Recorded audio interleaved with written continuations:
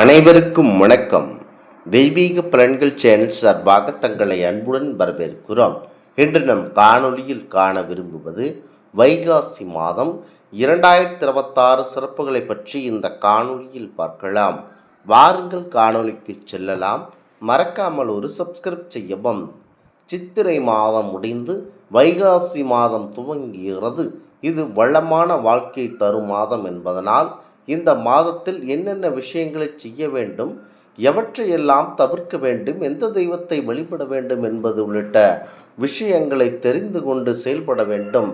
அந்த வரிமுறைகளின்படி நடந்தால் நம்முடைய வாழ்க்கையில் பலவிதமான மாற்றங்கள் நிகழ வாய்ப்பு இருக்கின்றன.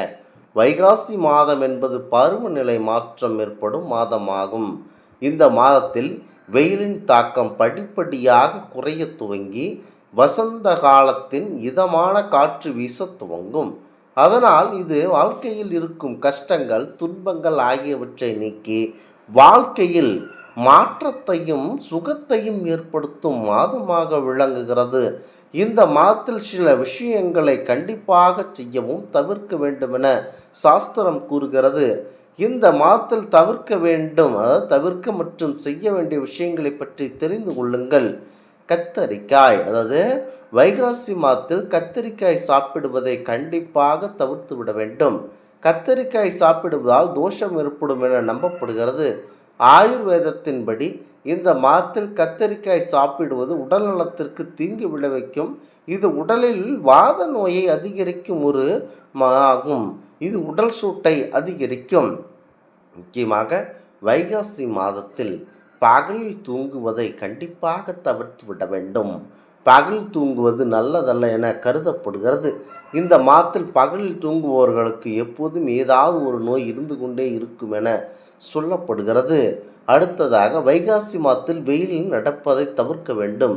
இது உடல் நலத்திற்கு தீங்கை விளைவிக்கும். முக்கியமாக வைகாசி மாதத்தில் தண்ணீரை வீணாக்குவதை தவிர்க்க வேண்டும். அப்படி செய்வதனால் வருண தோஷம் ஏற்படும். இது வாழ்க்கையில் பலவித பிரச்சனையை உங்களுக்கு வழிவகுத்து கொடுத்துவிடும். அடுத்ததாக வைகாசி மாதத்தில் தானம் செய்வது மிகவும் நல்லதாகும். குறிப்பாக எல்தானம் செய்வது விஷ்ணு பகவானை மகிழ்விக்கும். இதனால் விஷ்ணு பகவான் உங்கள் விருப்பங்களை நிறைவேற்றுவார். மேலும் அகால மரண பயம் நீங்கும். அடுத்ததாக வைகாசி மாதத்தில் அனுமன் வழிபாடு முக்கியமாக செய்ய வேண்டும். உங்களுக்கு கண்டிப்பாக கஷ்டங்கள் நீங்கும். இந்த மாதத்தில் தான் ராமர் அனுமனை சிந்தித்தார். அதனால் இந்த மாதம் அனுமன் மிகவும் பிடித்த மாதமாகும். இந்த மாதத்தில் ராமர் மற்றும் அனுமனை தவறாமல் வழிபடுவதனால் நல்ல பலன் கிடைக்கும். வாழ்க்கையில் உள்ள கஷ்டங்கள் நீங்கும். வீட்டில் மகிழ்ச்சி வரும். ஒருவேளை உணவு, அதாவது வைகாசி மாதத்தில் ஒருவேளை உணவு சாப்பிடுவது செல்வந்தராக்கும். இப்படி செய்வதனால் வீட்டில் மகிழ்ச்சி, செல்வம் பெருகும். வைகாசி மாதத்தில் ஒருவேளை உணவு சாப்பிடுவதால் உடல் ஆரோக்கியமாக இருக்கும். மருத்துவ செலவு உச்சமாகும். வைகாசி மாதத்தில் தண்ணீர் தானம் செய்வது மிகவும் நல்லது. தினம் காலையில் குளித்துவிட்டு விலங்குகளுக்கு தாகமாக இருப்பவர்களுக்கு தண்ணீர் கொடுக்கலாம். இதனால் புண்ணியம் கிடைக்கும். கடவுளின் ஆசீர்வாதம் நமக்கு கண்டிப்பாக கிடைக்க அதிகப்படியான வாய்ப்புகள் இருக்கின்றன. குறிப்பாக உத்தராயண காலத்தின் 5வது மாதம் வைகாசி மாதம். இளவேனில் என்னும் வசந்த காலம் இது. வைகாசி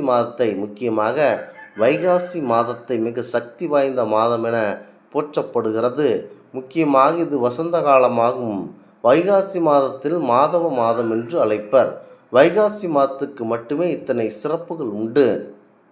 வளம் தரும் வைகாசி மாதத்தை மாதவ மாதம் என்று, வைகாசி மாதம் என்று போற்றுவர். வைகாசி முதல் தேதியில் கங்கை நதியில் நீராடி, முக்கியமாக அந்த கங்கை நதியில் நீராடி அனைத்து பாவங்களையும் துடைத்துவிட்டு, அதாவது நீராடினால் 7 ஜென்மங்கள் செய்த பாவங்கள் நீங்கும் என சாஸ்திரம் கூறுகிறது. வைகாசி மாதம் என்பது விசாகம் என்றும் சொல்லுவர். விசாகம் என்றால் மலர்ச்சி என்று பொருள். வைகாசியில்தான் சமஸ்கிருதத்தில் வைசாகமானது.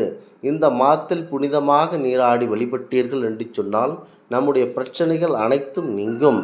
மகாவிஷ்ணு துளசி இலைகளால் பூஜை செய்தால் நற்பேறுகள் பல பெறலாம் என்று விஷ்ணு புராணம் கூறுகிறது. முக்கியமாக இதனை மனதில் நினைத்து கொண்டு செயல்பட வேண்டும். இந்த மாதத்தில் தான் விசாக நட்சத்திரத்தில் பரம்பொருள் முருகப்பெருமான் அவதாரம் செய்தார் என்பது குறிப்பிடத்தக்கது. முக்கியமாக இதனால் பரம்பொருள் முருகப்பெருமானும் விஷ்ணு பெருமானும் அனைவரையும் வழிபட வேண்டும். மேலும் வைகாசி மாதத்தில் பல அவதாரங்கள் நிகழ்ந்ததாக புராணங்கள் கூறுகின்றன. வைகாசி பௌர்ணமி அன்று சிவபெருமானின் நெற்றிக்கண்ணிலிருந்து வெளிப்பட்ட தீப்பொறியானது 6 குழந்தைகளாக சரவண பொய்கையில் தோன்றியது. வைகாசி சுக்ல சதுர்த்தியில் தான் மகாவிஷ்ணு தன் பக்தன் பிரகலாதனுக்கு ஒரு நொடிப்பொழுதில் நரசிம்ம அவதாரம் எடுத்தார். கௌதம புத்தர் அவதரித்து ஒரு வைகாசி பௌர்ணமி என்று வரலாறு சொல்கிறது. அவர் கையாவில் போதி மரத்தடியில் ஞானம் பற்றும் வைகாசி பௌர்ணமியே ஆகும். குறிப்பாக வைகாசி மாத மூல நட்சத்திரத்தினால் திருஞான சம்பந்தரின் திருநட்சத்திர தினம் அன்று ஆச்சாள்புரத்தில் திருஞான சம்பந்தர் விழா சிறப்பாக கொண்டாடப்படும். நம்மாழ்வார் திருக்கோட்டியூர் நம்பிகள் அவதரித்த மாதம் வைகாசி. காஞ்சி மகா பெரியவர் அவதரித்ததும் வைகாசி பௌர்ணமியே ஆகும். ஆதிசங்கரர் தோன்றியது வைகாசி பஞ்சமியில். வைகாசி பௌர்ணமி என்று சிவபெருமானுக்கு மகிழ்ச்சி நிறத்தில் பட்டாடை சாற்றி 108 பத்மராக கற்களான மாலை அணிவித்து எல்சாதம் நிவேதனம் செய்து வழிபட்டால் தெரிந்தோ தெரியாமலோ செய்த பாவங்கள் நீங்கும் என சாஸ்திரம் இந்த இடத்தில் கூறுகிறது. முக்கியமாக வைகாசி மாதம் சிவபெருமானை போற்றி கடைபிடிக்கப்படும் விரதம் ரிஷப விரதமாகும்.